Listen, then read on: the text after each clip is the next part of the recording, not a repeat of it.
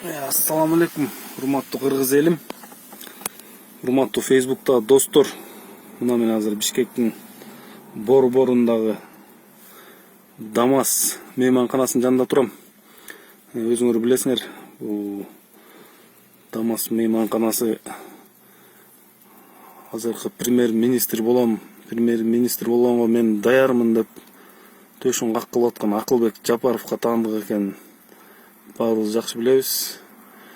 Де юре кимге катталганы белгисиз, бирок баарыбыз билебиз. Фактически Жапаровдука.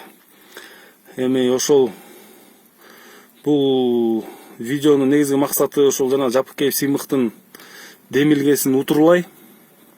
Ушул коррупционерлер дагы деле жогорку постторго улунуп, жуунуп, талпынып атканынан байланыштуу ушул видеону тартууга туура келди да. Мына бул Дамас деген отелдин жанынан тиги Достук деген отель кичинекей үй болуп калат экен да жанынанчы. Илгерки биздин айтылуу Достук отелибиз. Бул эми кимдин атына катталган, бул байлыкты кандай жол менен тапкан, Жапаров мырза балким жооп берип коет. Министр болуп турду, балким инвесторлордон тартып муну салды. Аны эмнеге министр болуп турганда ошо инвесторду Кыргызстанга тартпай жеке өзүнө тартты же башка жол менен салдыбы?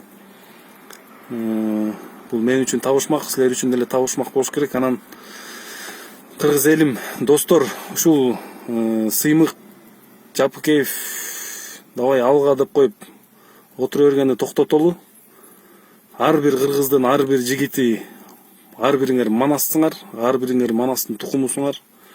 Баарыңар кандай гана коррупционер, кандай гана ууруну билесиңер, кандай байлыгы билесиңер, ушинтип жарыя кылгыла.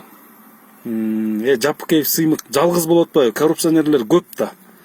Абдан көп. Булар деген үй бүлөсү менен, бир туугандары менен, анан өкүл бала, күйөө бала, анан куда сөөк болуп абдан көп болуп кетет да. Анан ошондордун баарына таландыга Жапыкеев Сыймыкты таштап койбой, келгиле баарыңар Жапыкеев Сыймык өзү дагы айтып атпайбы? Кел чыккыла, силер дагы тартып чыккыла деп. Мына Дамас рестораны, мейманканасы. Мунун ичине кирип көргөндөр болсо керек, мен мурда кирип көргөм. Жомок да, эми жомок. Ушундай байлыктарды кандай жол менен таптı экен? Таза болсо, байлыкты тапкан киреше жолу булагы таза эмес болсо, коррупция болсо, уурлук болсо, анда азыр премьер-министр болууга моралдык укугу барбы Акылбек Жапаровдун? Ошол суроо туулуп атат да менде. Баарыңарга ийгилик, ороз айыңар жакшы өтсүн. Чындыкты айткан адамдарды колдогула. Буюрса баардыгы жакшы болот.